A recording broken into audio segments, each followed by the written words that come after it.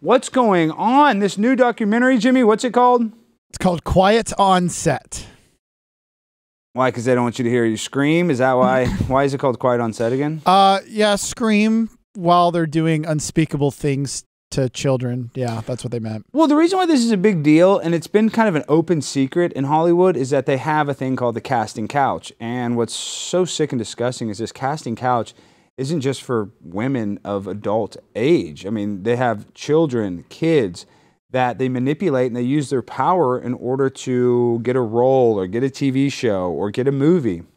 And you have people like Dan Schneider, who is the main culprit in this whole thing, I believe. Dan Schneider is not the focus of this documentary. Well, no, he's one of them. And then Brian Peck is the one. Brian Peck. He's the one that supposedly diddled Drake, right? Yeah, we actually have that clip, George, if you can get up SOT 1. But it's his Drake Bell talking about his experience.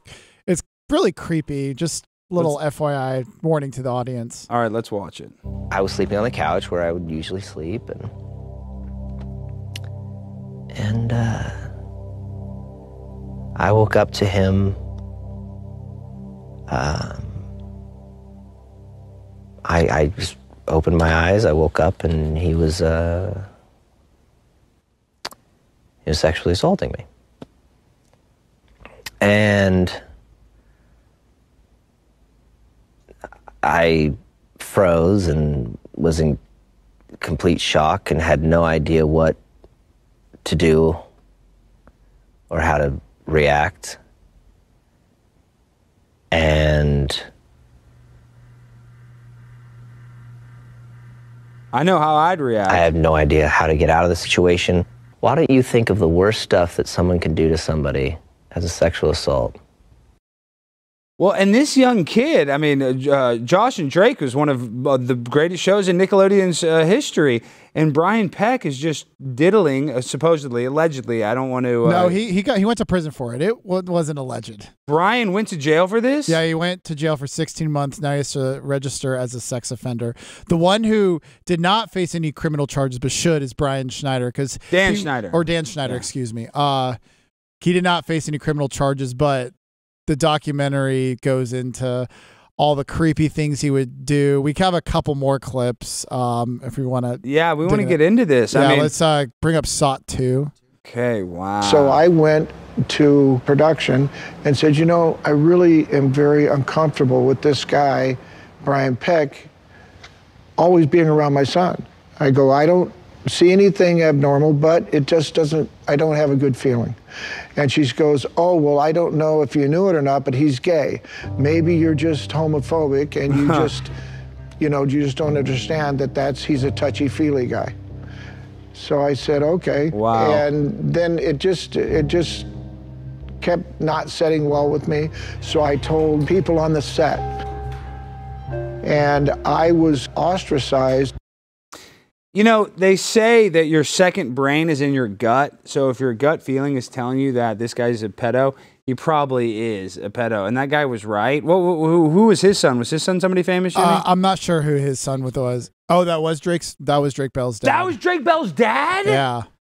Oh, wow. Well, have you seen this? And I'm not saying this, but, I'm a conspiracy theorist, so I have to look at both sides of the I want to see all angles, I guess. Have you seen the people that are saying that this is fake, though? Who's saying it's fake? I don't know. Dan Schneider did a thing where he did an interview and said it was all misallegations and that they acted wrong. I'm not saying it's fake. I think that these guys are all pedophiles, probably. I mean, like I said, that guy is a convicted pedophile who went to prison. Like that.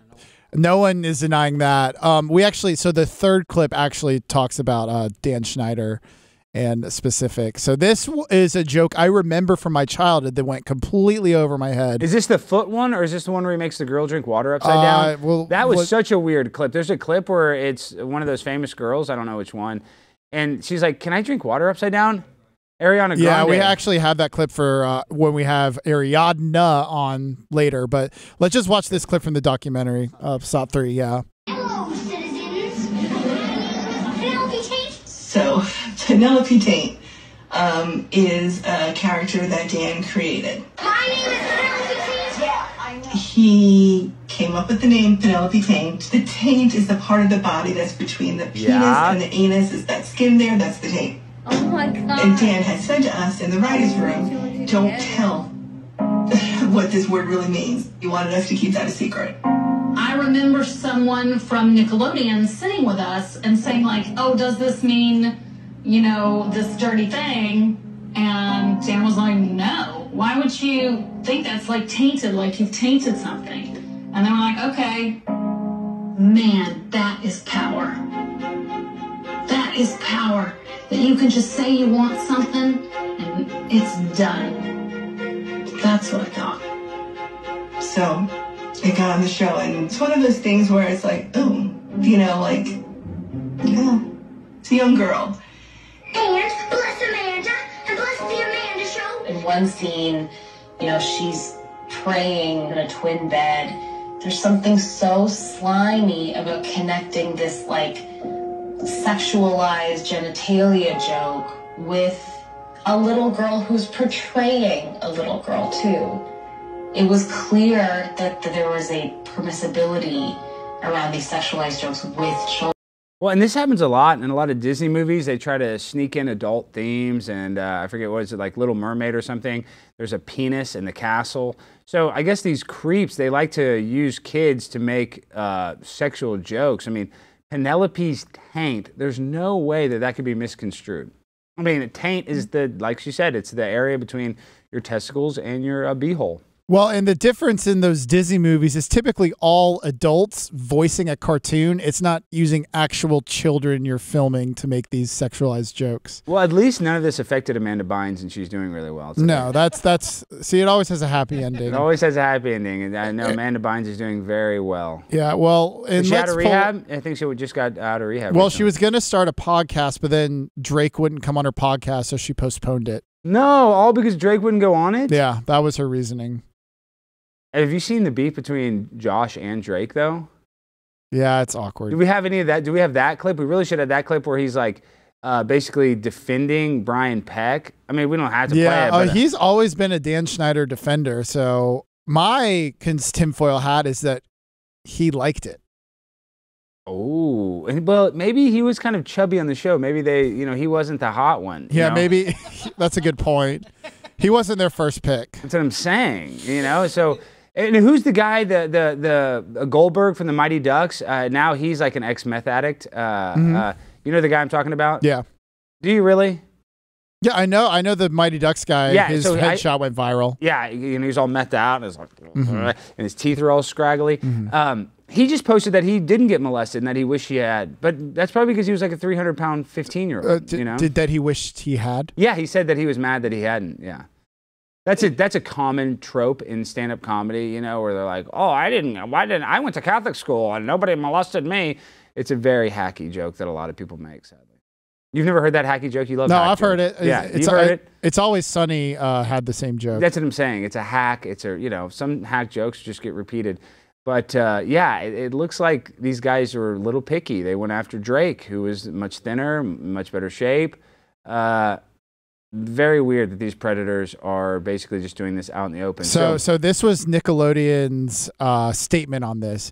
In response to producer's question, Nickelodeon has stated it investigates all formal complaints as part of our commitment to fostering a safe and professional workplace.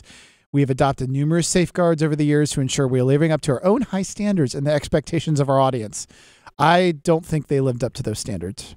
Well, I mean, their standards are really low. I mean, dude, they got Penelope Taint. It's like, I mean, what kind of standard is that? Dude, they wouldn't even let us do Penelope Taint here at the Blaze, I don't think. They'd probably be like, Alex, I don't know if you should do Penelope Taint. Yeah. And they let me get away with a lot of stuff.